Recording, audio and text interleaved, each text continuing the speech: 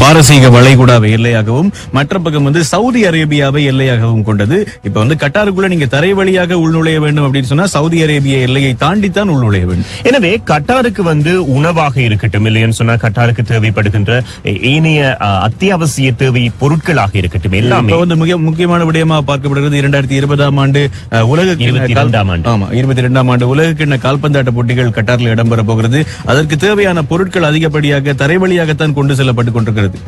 எனவே இந்த எல்லா பொருட்களுமே வந்து சவுதி அரேபியாவிற்கு ஊடாகத்தான் கட்டாருக்குள் செல்ல வேண்டும். எனவே இப்ப இருக்கக்கூடிய பிரச்சனையில் கட்டாரினுடைய சவுதி அரேபிய எல்லை வந்து மூடப்பட்டு விட்டது.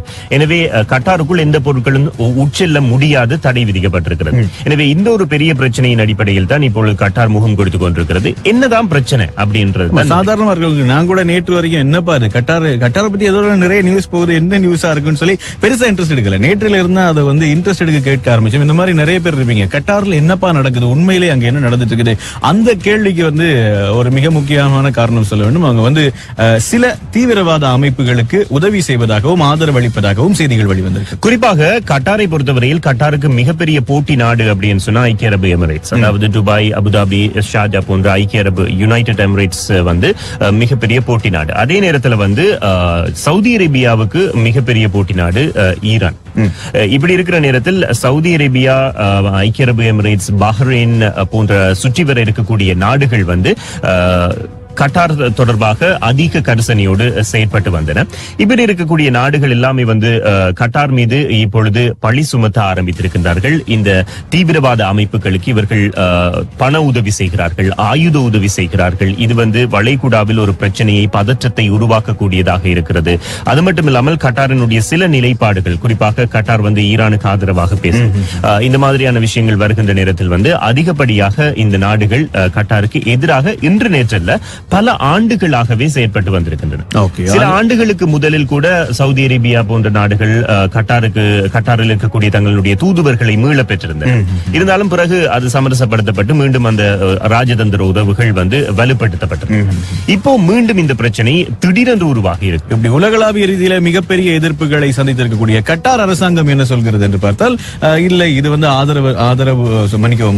ஆதாரமற்ற குற்றச்சாட்டுகள் என்பதை தான் கட்டார் அரசாங்கம் சொல்லிக் கொண்டிருக்கு. 3 நாடுகள், குறிப்பாக சவுதி அரேபியா, ஐக்கிய அரபு எமிரேட்ஸ் மற்றது வந்து பஹ்ரைன், இந்த 3 நாடுகளும் சுற்றி இருக்கக்கூடிய நாடுகள். அதை தவிர தடை விதித்திருக்கக்கூடிய நாடுகள் என்று பார்க்கிற பொழுது எகிப்து, லிபியா, அது மட்டுமில்லாமல் நேற்றைய தினம் ஜோர்தான் அறிவித்திருந்தது. இதை தவிர இந்த குறிப்பான இந்த பகுதிகளில் மாலைதீவு வந்து நேரடியாக ராஜதந்திர உறவுகளை மாத்திரம் துண்டித்துக் கொள்வதாக அறிவித்திருக்கிறது, வர்த்தக உறவுகளை அல்ல. அந்த அடிப்படையில் 8 நாடுகள் வந்து இந்த குறிப்பிட்ட பகுதியில் இருந்து தங்களுடைய ராஜதந்திர உறவுகளை முறித்துக் கொள்வதாக அறிவித்திருக்கின்றன. கட்டரை பொறுத்தவரையில் அங்க இருக்கக்கூடிய தொழிலாளர்கள், குடியேற்றவாசிகள் வந்து ஒரு பதட்டமான சூழ்நிலையை எதிர்கொள்கிறார்கள். அங்க வந்து உணவுப் பொருட்களுக்கு தட்டுப்பாடு நிலவுவதாக பேசப்படுகிறது. அது தொடர்பாக இன்னும் விரிவாக நாங்கள் பேச போகிறோம். அது மாத்திரமில்லாமல் அங்க இருக்கக்கூடியவர்களில் 90% தொழிலாளர்கள் அப்படின்றதுதான் முக்கியமான விஷயம். இந்த சனத்தொகையை பார்த்த வேளையில் வந்து 2 மில்லியனுக்கும் அதிகமான மக்கள் இருக்கிறார்கள். இதில் 7 லட்சம் பேர் தான் பெண்கள், மிச்சம் எல்லாருமே ஆண்கள். 2 மில்லியனுக்கு மேற்பட்டவர்கள் ஆண்கள். காரணம் என்ன அப்படின்னு பார்க்கிற நேரத்தில் மிக குறுகிய காலத்தில் அதிகப்படியான வேலை வாய்ப்பை தேடி கட்டாருக்கு சென்றவர்கள் தான் அதிகமாக இருக்கிறார்கள். குறிப்பாக 2022ஆம் ஆண்டு உலகக்கோப்பை கால்பந்தாட்ட போட்டிகள் நடைபெற இருப்பதன் காரணமாக அந்த கட்டுமான பணிகளுக்காக நிறைய பேர் இந்த தெற்காசிய நாடுகள்ல இருந்து போயிருக்கிறாங்க. எனவேதான் இந்த அதீத சனத்தொகை அதிகரிப்பு வந்து ஏற்பட்டிருக்கிறது அப்படின்னு சொல்லி சொல்லப்படுகிறது. இன்னும் ஒரு சுவாரஸ்யமான புள்ளி விவரம் இருக்குது. கட்டார்ல கிட்டத்தட்ட 87 நாடுகளுக்கும் அதிகமான நாட்டவர்கள் வேலை செய்யறாங்களாம். அதாவது 87 நாடுகளை சேர்ந்தவர்களும் அல்லது அதற்கு அதிகமான நாடுகளை சேர்ந்தவர்களும் பணிபுரிகிறார்களாம். எனவே ஒரு மிகப்பெரிய ஒரு வெளிநாட்டு நாடுகளினுடைய ஒரு ஒன்று கூடல் அப்படின்னு சொல்லலாம். இந்த அடிப்படையில் பார்க்கிற நேரத்தில் வந்து இது வந்து ரொம்பவுமே முக்கியமான ஒரு நாடாக வளைகுடாவில் கருதப்பட்ட நாடு. இதை தவிர இந்த கட்டாருடனான உறவுகள் துண்டிக்கப்பட்டிருக்கக்கூடிய நிலையில் கட்டாரில் இருந்து இயங்குகின்ற அல் ஜசீரா தொலைக்காட்சிக்கான உரிமம் நிறுத்தப்பட்டிருக்கிறது. கட்டாரில் இருந்து இயங்குகின்ற விமான சேவையினுடைய தொடர்பு ரத்து செய்வதற்கான முயற்சிகளில் சவுதி அரேபியா ஈடுபட்டிருக்கிறது. ஐக்கிய அரபு எமிரேட்ஸை பொறுத்தவரையில் அவர்கள் முற்றுமுழுதாக தடை செய்திருக்கிறார்கள். ஏனைய நாடுகள் தடை செய்திருக்கின்றன.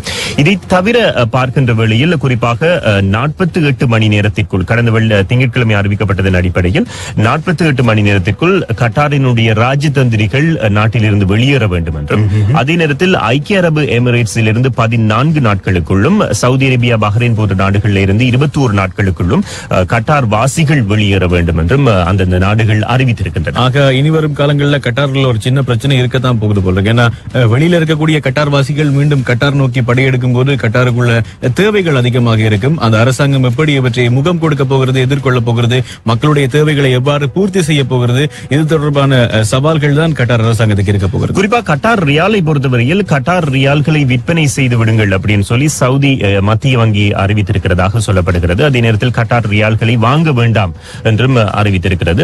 இது மட்டுமில்லாமல் பார்க்கிற நேரத்தில் குறிப்பாக இந்த மத்திய கிழக்குக்கு விஜயம் செய்கின்ற நேரத்தில் கட்டாருக்கு விஜயம் செய்யாதீர்கள் என்று சில நாடுகள் தங்களுடைய நாட்டு பிரஜைகளுக்கு அறிவித்திருக்கிறதாகவும் செய்திகள் வெளியாகி இருக்கின்றன.